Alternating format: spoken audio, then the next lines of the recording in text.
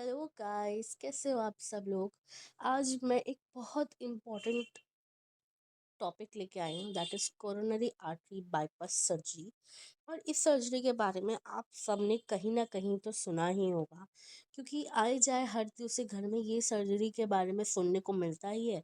और heart patients इतने ज़्यादा बढ़ चुके हैं कि हर दूसरा डॉक्टर भी यही रेकमेंड कर देता है। तो आज हम जानते हैं कि इस सर्जरी में ऐसा क्या होता है, क्यों होता है, कैसे होती है और क्या क्या करना चाहिए। तो सब कुछ जानेंगे इसमें।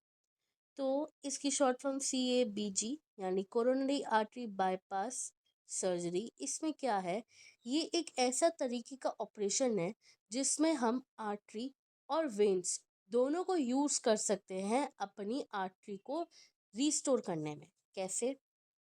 अगर कोई आपकी आर्टरी यानी कोरोनरी आर्टरी जिसमें भी कोई भी ब्लॉकेज हो जाती है, उस ब्लॉकेज को सही करने के लिए हम किसी भी आर्टरी कोई भी वेन यूज़ कर सकते हैं और इसको हम सही कर सकते हैं। मेरा मतलब ये नहीं है कि कोई भी आर्टरी वेन उठा लेंगे, हम अभी पढ़ेंगे कि कौन सा ग्राफ्ट लेते हैं, ठीक है। हम ऐसा क्यों कर रहे हैं, क्या ज़रूरत है उस आर्टरी को रिस्टोर करने की। एक्चुअली हमारा हार्ट को भी ब्लड की रिक्वायरमेंट होती है ना।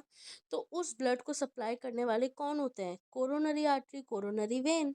तो कोरोनरी आर्टरी और वेन क्या करते हैं, हार्ट को अपना ब्लड सप्लाई करते हैं।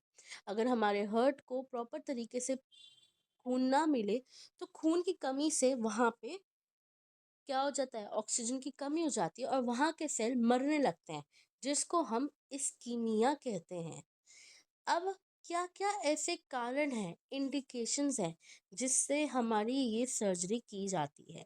जब आपकी लेफ्ट मेन कोरोनरी आर्टरी ना 50% से ऊपर तक बंद हो चुकी हो। समझ रहे हैं? जो लेफ्ट साइड की कोरोनरी आर्टरी है वो 50% से ज़्यादा बंद हो गई हो, या फिर 3 ऐसी वेसल होंगी जो बंद हो चुकी हों, डबल वेसल्स हैं जो बंद हो चुकी हों। ऐसा भी हो सकता है कि सीवियर एंजाइना है। सीवियर एंजाइना क्या होता है? दिल में दर्द। अब दर्द जो है काफ़ी टाइम से चलता आ ही रहा है दिल की साइड पे, और पेशेंट इग्नोर कर रहा है। थोड़े टाइम बाद मान भी ले कि सर दर्द हो रहा है, ये हो रहा है, डॉक्टर के पास चले भी गए, तो उसने मेडिकेशन दे दी। मेडिकेशन से भी सही नहीं हो रहा, डॉक्टर पहले ही बोल देता है हम आपको दवाइयाँ लिख के दे रहे हैं। अगर आपको कहीं पे भी लगे कि आपका दर्द में बिल्कुल आराम नहीं है, आप इमरजेंसी के अंदर अंदर आपको आना ही आना है। इस केसेस में भी हमें कोरोनरी आर्टरी बाईपास सर्जरी की रिक्वायरमेंट पड़ जाती है। या फिर आपने कभी स्टंटिंग करवाई हो, आपकी एक दो आर्टरी ब्लॉक मिली हो, आपने कभी पास्ट में स्टंट कर डलवा दी हो अपने, अब वो स्टंट भी जो है फेल्ड हो गया, भाई उसके भी काम नहीं चल रहा हो सकता है कि आपको कभी पास्ट में हार्ट अटैक आया और उस हार्ट अटैक आने के चक्कर में कोई कॉम्प्लिकेशन क्रिएट हो सकता है आपको डायबिटीज हो जिसने आपकी आर्टरीज को काफी ज्यादा खराब कर दिया हो, ठीक है। या फिर लेफ्ट वेंट्रिकुलर का फंक्शन जो है कम होगा। किस किस कंडीशन में हम ये सर्जरी नहीं कराते? ये सर्जरी हम डिफ्यूज डिस्टल कोरोनरी डिजीज वाले जो होते हैं उन लोगों में हम नहीं करवाते। लेफ्ट वेंट्रिकुलर डिसफंक्शन हो उसमें भी हम नहीं कराते। किसी को सिस्टमिक डिजीज बहुत ज़्यादा एडवांस लेवल पे हो, जैसे कि किसी को मान लो डायबिटीज़ हो, अनकंट्रोल्ड हो, ठीक है, या फिर मान लो कोई अस्थमा, COPD, ऐसी कोई भी डिजीज़ हो सिस्टमिक रिलेटेड, तो वो एडवांस स्टेज पर तो उस टाइम पे हम नहीं करा सकते। रीनल फेलियर हो, किडनी फेल हो और लिवर फेलियर हो, इन केसेस में भी हम ये सर्जरी परफॉर्म नहीं करते। तो आई रिपीट, कॉन्ट्रा इंडिकेशन यानी हम इन इन लोगों में सर्जरी नहीं करते जिसमें सीवियर सिस्टमिक डिजीज हो, हिप लिवर फेल हो, रीनल फेल हो, LV डिसफंक्शन हो, ठीक है, डिस्टल कोरोनरी डिजीज हो। अब प्रिंसिपल क्या रहता है? The principle is to create an alternative pathway for the blood flow beyond the site of obstruction.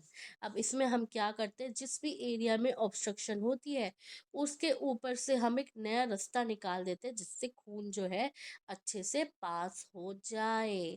जैसे आप किसी रोड पे चलते हो, रोड के ऊपर जाम होता है, तो आप इधर उधर से कहीं से रास्ता निकालते हो ना, दैट इज कॉल्ड बाईपास, ठीक है। तो इसी चीज को हम यहाँ पे बाईपास कर रहे हैं। ब्लड फ्लो कैसे करेगा फिर हमारा, अयोटा से ग्राफ्ट में जाएगा, ग्राफ्ट से कोरोनरी आर्टरीज पे जाएगा। ठीक है। अब क्या ग्राफ्ट हम क्या क्या यूज करेंगे, देखो ग्राफ्ट हम यूज कर सकते हैं internal mammary artery is a best long term patency. हम इंटरनल मेमोरी आर्टरी इसलिए यूज करते हैं क्योंकि ये काफी लंबे तक चल जाते हैं। दूसरा रेडियल आर्टरी, तीसरा गैस्ट्रो एपिपोलिक आर्टरी। तो आपको तीन आर्टरी याद रखनी है, internal mammary artery, radial artery and gastroepiploic artery. अगर आपको दो भी याद रहेंगी तो इनफ रहेगा। क्या क्या बोला मैंने, इंटरनल मेमोरी आर्टरी और अपना रेडियल आर्टरी। अब वेन्स में क्या क्या यूज करते हैं, वेन्स में हम ग्रेट सेफेनियस वेन यूज करते हैं, ये पैरों की होती है, ग्रेट सेफेनियस वेन यूज करते हैं अब कितने टाइप की होती है सर्जरी, ये होती है तीन टाइप की surgery, on pump, of pump and minimum invasive surgery.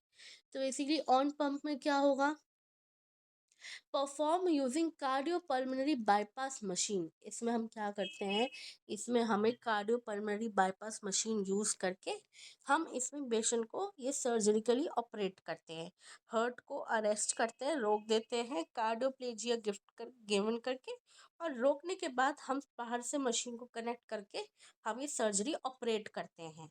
Of pump cardio artery pulmonary cardio artery bypass surgery. तो इसमें हम क्या करते हैं, जो हमारा दिल है उसको हम बीट करने देते हैं, हम इसमें कोई पंप बंद नहीं करते और अवॉइड करते हैं कि कोई भी बाईपास रिलेटेड कॉम्प्लिकेशन ना हो। मिनिमम इन्वेजिव में यह आ गया कि इसमें हम थोरैकोटोमी करते हैं इंस्टेड ऑफ डूइंग स्टर्नोटोमी। ठीक है।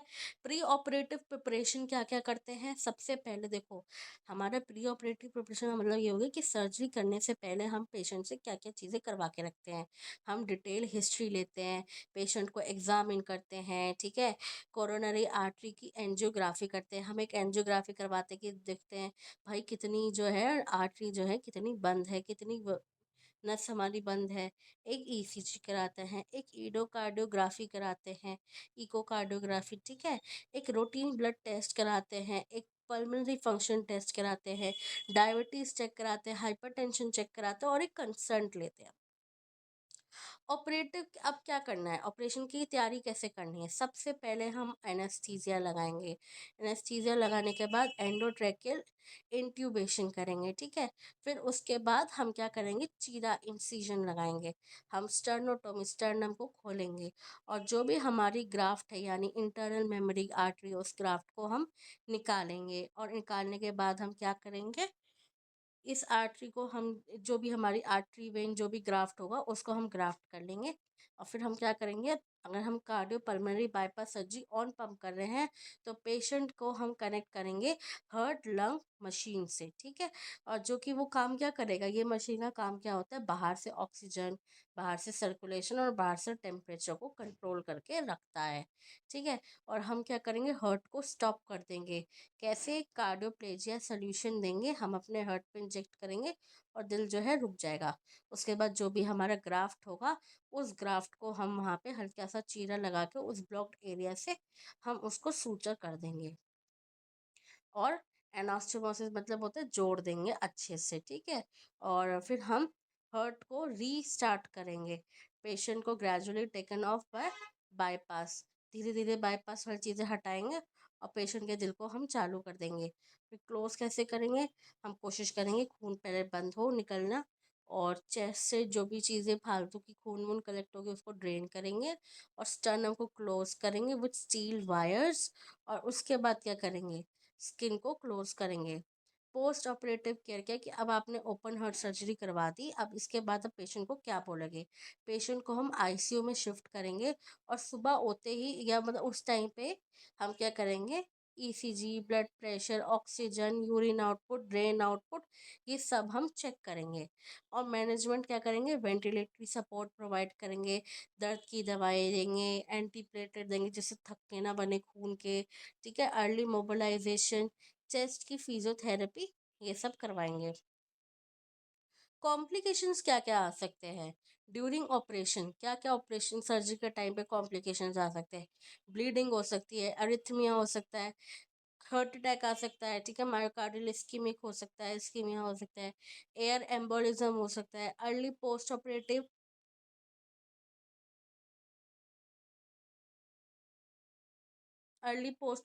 में क्या हो सकता है? हेमरेज हो सकता है, ठीक है, खून ज़्यादा लॉस हो गया हो, या फिर वुंड इन्फेक्शन, जहाँ पे आपने टाँके लगाए वहाँ पे इन्फेक्शन हो गया हो, स्ट्रोक हो गया हो, खून की कमी हो गई हो, ठीक है, किडनी इंजरी होगी, रेस्पिरेटरी फेलियर हो गया, लो कार्डिक आउटपुट हो, तो ये कंडीशन में होता है। लेट कॉम्प्लिकेशंस क्या आ सकते हैं कि हमने जो ग्राफ्ट लगाया था उसका ऑक्लूजन हो गया, बार फिर वापस से दिल में पेन ना गया, फिर स्टर्नल इंस्टेबिलिटी, स्टर्नम के पास दिक्कत हो रही है, क्रॉनिक पेन हो रहा है। एडवांटेज क्या है इसका? एडवांटेज ये है कि जल्दी से हमें सिम्टम्स का रिलीफ देता है, हमें इम्प्रूव करता है, एक्सरसाइज टॉलरेंस, सर्वाइवल बेटर कर देता है, और हमारी थोड़ी उम्र उम्र भी है बढ़ जाती है। प्रोग्नोसिस ये है कि इस सर्जरी से बहुत 1 से 3% लोगों की डेथ होती है, वरना फिर ऐसा कुछ नहीं है।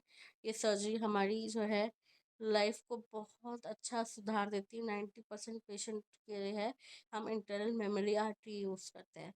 आपके लिए मैंने खास एक सर्जरी की फ़ोटो भी निकलवा के रखी है। सबसे पहले हम क्या करते हैं, सबसे पहले हम ये स्टर्नम को इंसिजन देते हैं। स्टर्नम को इंसिजन देने के बाद इस फोटो में इसने, देखो ये हमारी पैर की है ग्रेट सेफेनियस वेन, और ये है हमारे चेस्ट में इंटरनल मेमोरी आर्टरी। ये ग्राफ्ट जो है इसने निकाल लिया। ग्राफ्ट निकालने के बाद जो मैं आपको मशीन का बात बता रही थी कि हार्ट लंग मशीन, इसको पेशेंट से कनेक्ट किया। ये है पेशेंट की मशीन जिससे पेशेंट को आराम से ऑक्सीजन सर्कुलेशन और टेम्परेचर मेंटेन रहे। फिर उसके बाद हमने हार्ट को रोका, क्या देख के? कार्डियो प्लेजिया देख के, सोल्यूशन देख के हमने हार्ट को अरेस्ट किया। हार्ट को अरेस्ट करने के बाद हमने क्या किया? ग्राफ्ट को हमने coronary artery beyond block area से, इसको ग्राफ्ट को हमने एनास्टोमोसिस किया। एनास्टोमोसिस करने के बाद हमने क्या किया? ऐसे ग्राफ्ट को प्रॉक्सिमली हमने जोड़ दिया, एनास्टोमोस कर दिया। फिर उसके बाद हमने क्या करा? Completion of distal end proximal anastomosis, ऐसे सारा एनास्टोमोसिस सही करा।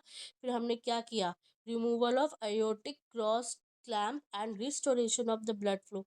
जो भी हमने हमने क्लैम्प लगा रखे थी ना आर्टरीज में कि खून वून ना जाए नीचे, है ना, उस चीज़ को हमने वहाँ से क्लैम्प व्लैम्प सारे रिमूव करे, और वापस से पेशेंट का हार्ट जो है चालू किया।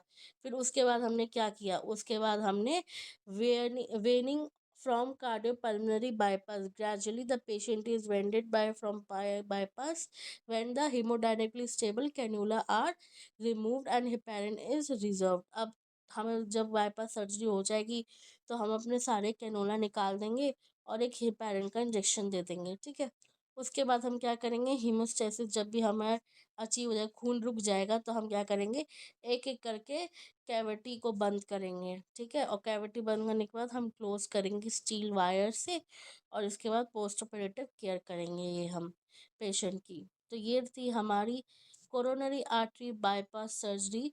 Thank you guys, thank you so much जिसने आप तक हमारी वीडियो सुनी है, हमें समझा है।